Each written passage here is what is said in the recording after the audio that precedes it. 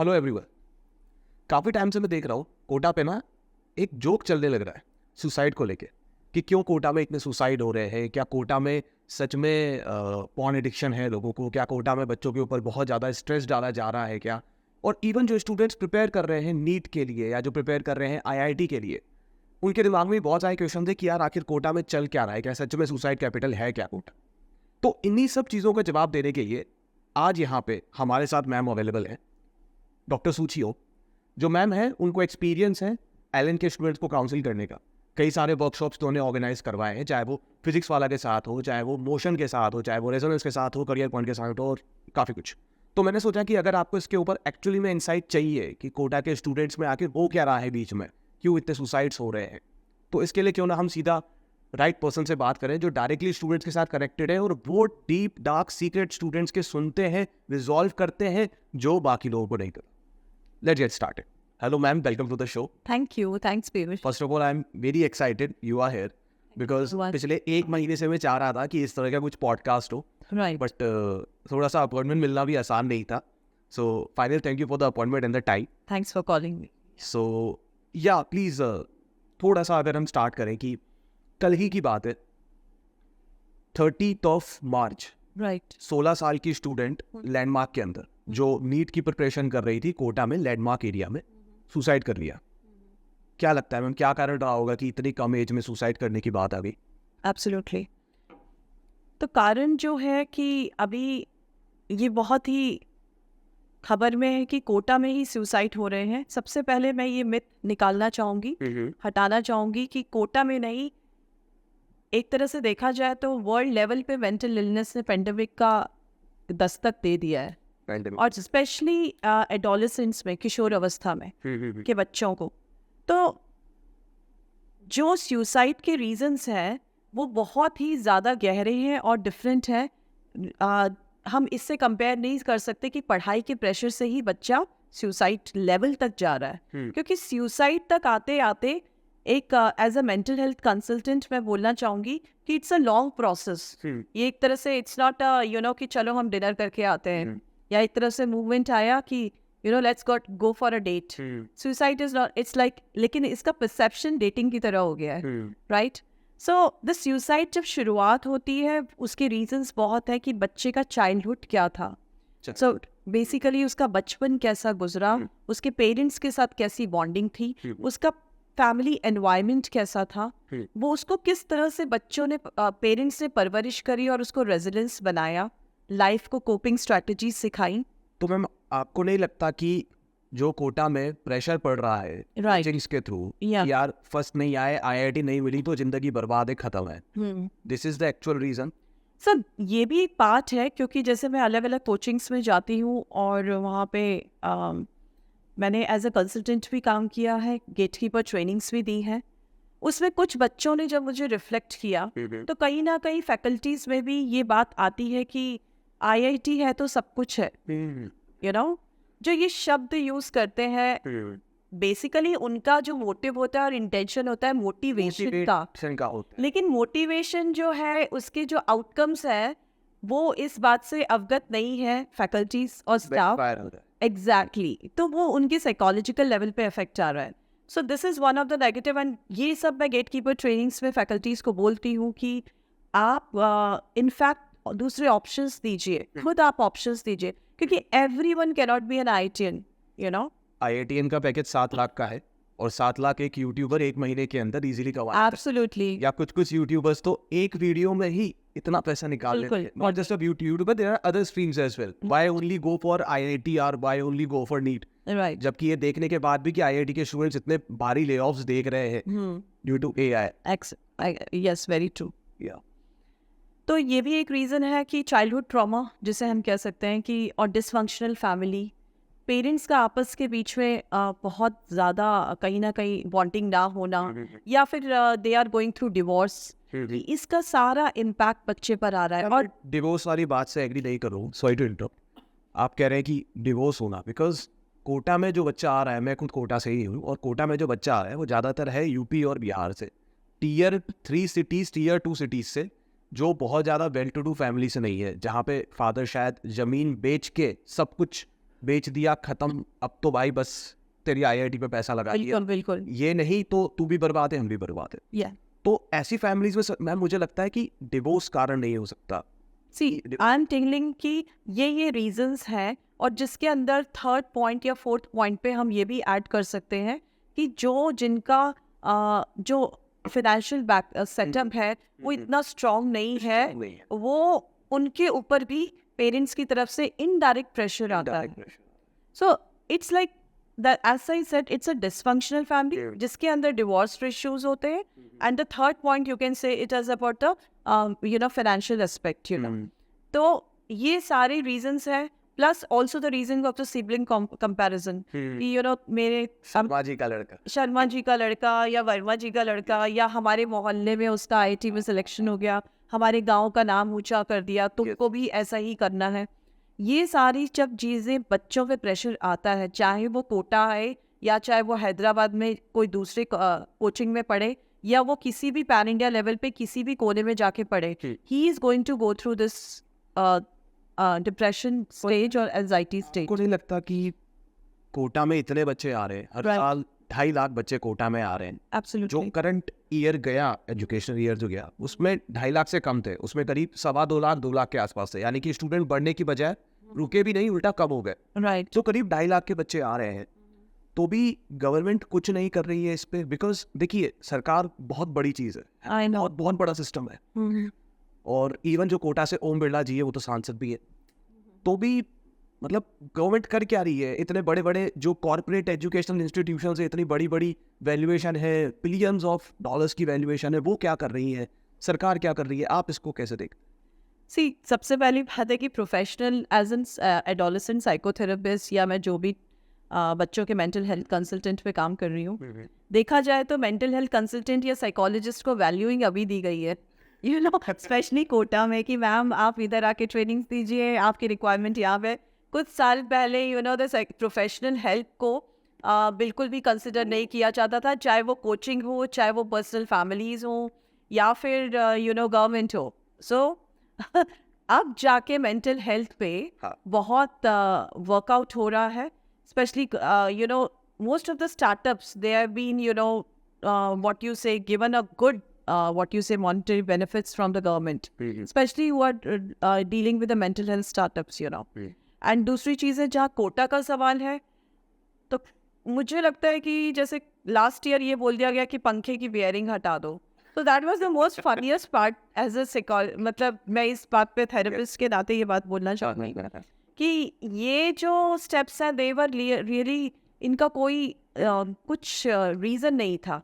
दूसरी चीज़ है कि अब जो गवर्नमेंट ने स्टेप्स लिए हैं कि जैसे कि मीटिंग्स हुई डीएम ऑफिस में कि गेट कीपर्स ट्रेनिंग्स कराई जाए, फैकल्टीज़ को अवगत कराया जाए, हॉस्टल वार्डन्स को अवगत कराया जाए कि कैसे हम बच्चों में सिम्टम्स देखें कि ये डिप्रेशन स्टेज में चल रहा है और ये सुसाइड तक पहुंच सकता है, तो उस हिसाब से अब काफ़ी प्रिवेंशन लिए जा रहे हैं। मुझे अभी भी लगता है एक बहुत बड़ा गैप अवेलेबल है अगर हम देखें तो, बिकॉज देखिए पहले तो आपने बिल्कुल सही बोला कि मेंटल हेल्थ की जो पहले प्रॉब्लम्स होती थी ना, उसको रिकॉग्नाइज ही नहीं किया जाता, उसको इवन एक्सेप्ट ही नहीं किया था कि वो है, अगर है भी तो झाड़ फूक करने के लिए किसी तांत्रिक या बाबा के पास ले जाया जाता था। बिल्कुल सही, ठीक है, अभी भी ऐसे बहुत सारी मंदिर अवेलेबल है जहाँ पे मेंटल हेल्थ प्रॉब्लम्स को किसी को अगर डायग्नोस किया तो वहाँ उन्हें ले जा रही कि यार ये बाबा ठीक कर देंगे झाड़ फूक करके। Right.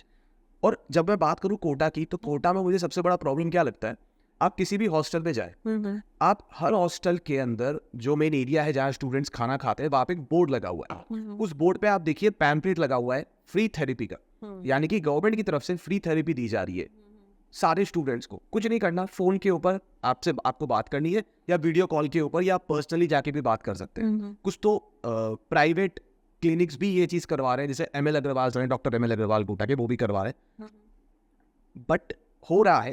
But the problem is free में थेरेपी मिलने के बाद भी कोई स्टूडेंट उस पर कॉल करके थेरेपी नहीं लेता, बहुत कम।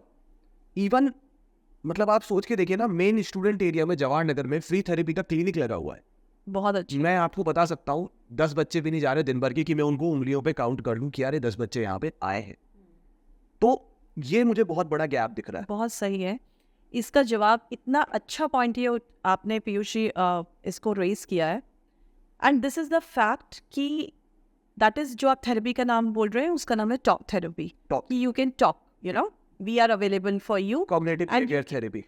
No, cognitive behavioral is something different, but this is just a talk therapy, Talk therapy. a normal talk therapy. Okay, fair enough. So now the point is that this is what I tell whenever I go for the trainings or workshops, that जब भी कोई anxiety या depression की stage से गुजर रहा होता है, वो इतना डिप्रेसिव स्टेज में होता है अपने अंदर कि उसको आप कहीं भी हेल्पलाइंस भी हैं, सुसाइड हेल्पलाइंस भी हैं, और ये पहले ही अवेलेबल थी, पहले right?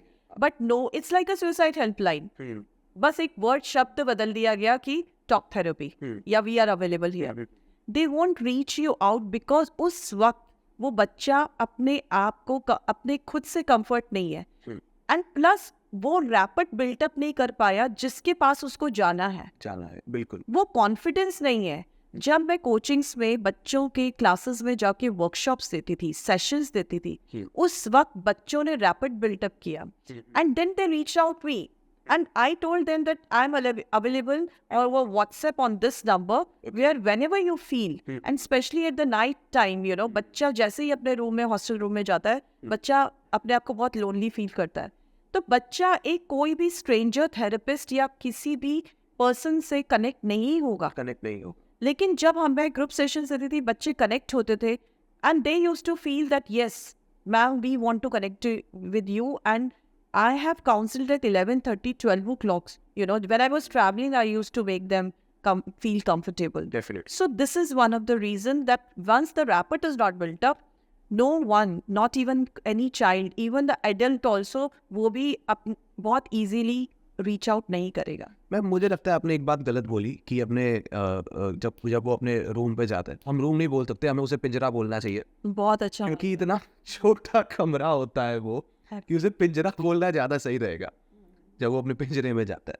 And this is such a shame कि यार लोगों ने मोनेटाइज करने के नाम पे बेसिक जो ह्यूमन राइट है स्पेस का, उससे भी कॉम्प्रोमाइज कर लिया. Right. एक अच्छी जगह देने की बजाय. बिकॉज सोच के देखिए ना, मुझे आज भी याद है, एक मुझे इंसिडेंट याद है. हरियाणा का बच्चा था. अब हरियाणा में क्या है, बड़े बड़े खेत है, उनको आदत है बड़े बड़े खेत देखने की, इधर उधर दौड़ रहे, इधर उधर जा रहे हैं, ताऊ से गाली खा रहे हैं, ताऊ हुक्का फूक रहा है, काफ़ी अलग इन्वायरमेंट. वो यहाँ पे आया, 1 महीना यहाँ पे रहा, 1 महीने में सुसाइड कर लिया उसने. क्यों सुसाइड किया?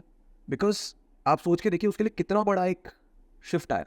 Absolutely. पहले क्या था, वो इन्वायरमेंट, वो हवा, वो उसके खेत बड़ा, और वहाँ कमरे में इतना छोटा है कमरा, और जिसको प्रॉब्लम है ऑलरेडी, जो ऐसी चीज़ों से स्ट्रगल कर रहा है, इतना सा कमरा उसको फिर और छोटा.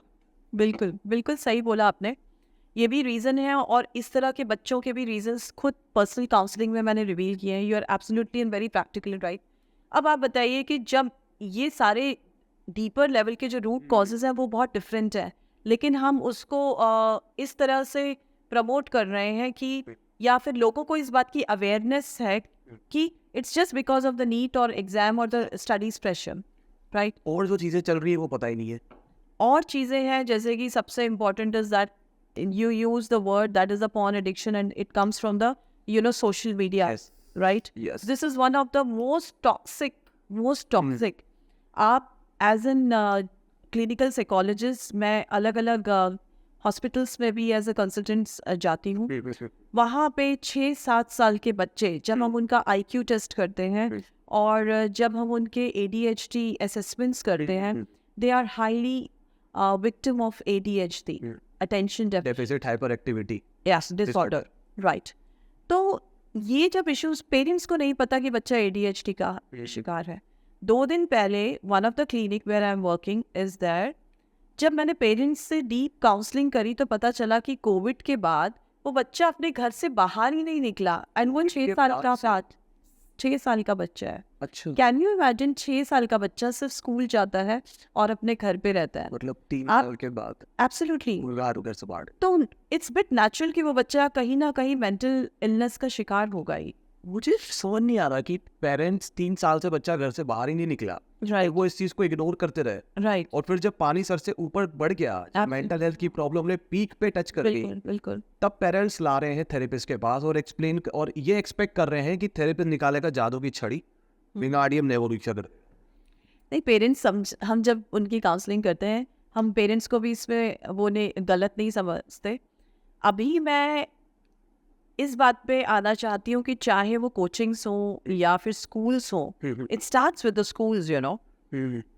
कोचिंग्स तो बाद में होता है, लेकिन schooling specially, you know, after 5 or 6 years, parenting workshop should be mandatory फिर भी मैं in every educational organization. आप कोचिंग्स में भी पेरेंट्स को बुलाएं, एवरी 3 months एक वर्कशॉप्स करवाइए। पेरेंट्स दे थिंक कि हमने उनको सपोज यू नो एप्पल का फ़ोन दे दिया, बच्चों को बेस्ट से बेस्ट कोचिंग में डाल दिया, we are giving them all the materialistic you know comfort, bike दे दी, एंड यू नो बहुत अच्छे जहाँ पे हॉस्टल में गुड एक ए क्लास हॉस्टल है उसमें हमने वो कर दिया, so our job is over. और बच्चों को बच्चे इस तरह से इमोशनल यू नो कहीं ना कहीं डिस्टर्ब्ड है कि पेरेंट्स उनको पूछने भी नहीं आते हैं, they don't even come. And जब जहाँ बच्चा लोनलीनेस या इमोशनली डिस्टर्ब फील करता है, दे जस्ट से कि हमारा जो रिस्पॉन्सिबिलिटी हमने कर दी, अब आप अपना कैरी ऑन करिए। अब आप देख लो, हमने तो फीस पे कर दी, हमारा काम खत्म हो गया। तो कोचिंग्स पे दोष देना या बच्चों पे दोष देना या पढ़ाई पे दोष देना, क्योंकि देखिए कंपटीशन तो सब जगह है, एवरीवेयर इट इज देयर। क्या ये कहना गलत होगा कि इन्हीं सब चीज़ों के कारण बच्चा जो है फिर एडिक्शंस की तरफ भागता है? Yes. चाहे वो मैरिजुआना हो, चाहे वो गांजा ले रहा है, Yes. या वो अल्कोहल कंज्यूम कर रहा है, ड्रेस या फॉर एग्जांपल लेट्स से वो पॉर्न एडिक्शन ही क्यों ना हो, ड्रेस है ना? सो इसमें साइकोलॉजिकल एस्पेक्ट से देखा जाए तो इसको हम कहते हैं एस्केपिज्म। एस्केपिज्म, ओके, ये ये- क्या होता है? Escapism is like you know कि कोई भी हम एडिक्शन की तरफ जब जा रहे हैं, चाहे वो बच्चा हो, बड़ा हो, कोई भी हो, वो अपनी जो उसकी ओरिजिनल स्थिति है, जो कोई भी डिप्रेसिव स्टेट पे है या कोई भी सैडनेस स्टेट पे है, ही इज नॉट हैप्पी और कंटेंट। वो अपने अंदर ही अंदर किसी ट्रॉमा में है, किसी ना किसी चाइल्डहुड वूंड से पीड़ित है, तो वो सिचुएशन से खुद से भागना चाह रहा है, यू नो। एंड आप जब डीप इंटरवेंशन करेंगे तो देखेंगे जितने ज़्यादा लोग, कोई भी सब्सटेंस एडिक्शन हुआ या फिर पॉर्न एडिक्शन हुआ, they are just trying to release their mental pressure, you know, चाहे वो टोबैको के फॉर्मेट में ही। चाहे वो टोबैको के फॉर्मेट में भी हो। अगर आप, जैसे हम बोलते हैं क्या करें मैडम, बहुत टेंशन हो जाता है, तो खाना पड़ता है। बिल्कुल। Similarly, you know, adolescent doesn't know कि where he is going. He is just traumatized कि उसके साथ childhood abuse हुआ था। कितनी girls हैं coachings में जिनके parents को नहीं पता, they are from good families, but they have been abused by their own family people, you know. So sexual molestation हुआ. So this is the deep trauma which, and जैसे ही आप पे बाहर का pressure आता है, emotional dissociation होता है, they just end up with the life giving or they go in the depression. So this is what I said, is that this is an pure escapism, you know, reason. मुझे याद है करीब हफ्ते 2 हफ्ते पहले की बात है, मैं जवाहर नगर में था, स्टूडेंट एरिया में, जहाँ पे सारी कोचिंग्स है और आईआईटी की प्रिपरेशन होती है।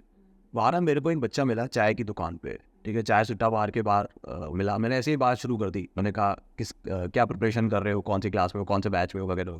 अच्छी बॉन्डिंग हो गई, बढ़िया। हम आधा 1 घंटा आसपास घूमे भी मार्केट में। उसने मुझे बताया, भैया आप कभी इस गली में गए हो? मैंने कहा नहीं, इस गली में नहीं। क्या? बोला, भैया अगर आप इस गली में जाओगे और राइट साइड पे जाओगे 100 रुपये का गांजा मिलता है।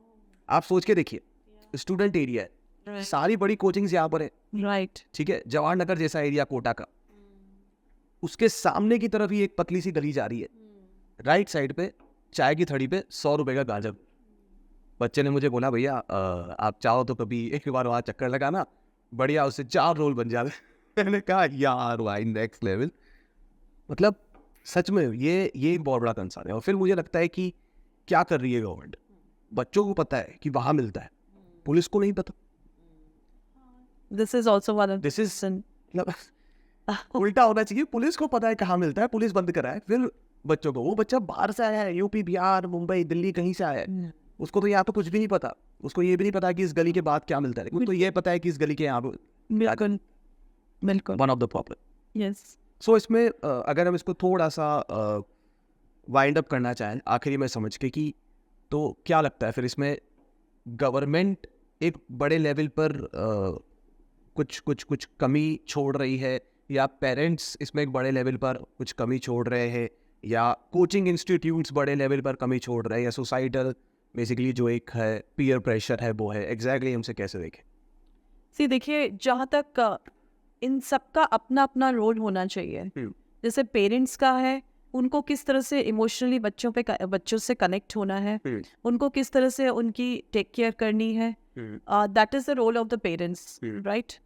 अगर अवेयरनेस पेरेंट्स को चाहिए तो कोचिंग वालों को खाली ये बात, I think few years back I even suggested few of the coaching institutes that parenting workshop should be introduced once in a while. आप रेगुलर मत करिए, be focused on your syllabus और and your educational aspect, but आप parenting workshops ज़रूर कराइए, क्योंकि बच्चा, it's not like school. बच्चा अपने बिहार से, यूपी से, हर एक स्टेट से बच्चा अपना घर छोड़ के यहाँ पे आ रहा है on the behalf of coaching, so it's there your responsibility.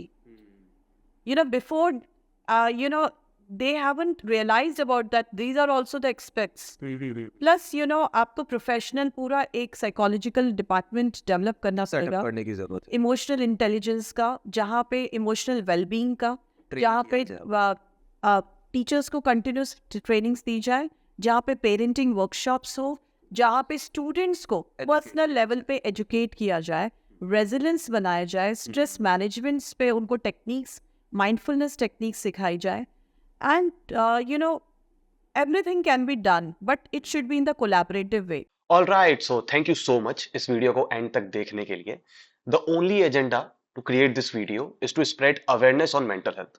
So mental health कोई मजाक नहीं है, प्लीज इस चीज को थोड़ा सीरियसली आप लोग कंसिडर करके चलें। और अगर आपको लगता है आपके आसपास कोई भी है जो आपको डिप्रेशन में फील होता है पर्सन, तो प्लीज आप उसके लिए एक्सपर्ट की हेल्प सीख करें। थैंक यू यहाँ तक वीडियो में बने रहने के लिए, और चैनल को सब्सक्राइब कर लीजिए अगर और भी ऐसे वीडियोस आप देखना चाहते हैं तो। और कोटा को लेके कोई भी अगर आपके माइंड में क्वेश्चन है तो आप कमेंट सेक्शन में पूछ सकते हैं, हमारी टीम उसको बेस्ट तरीके से आंसर करेगी। Thank you.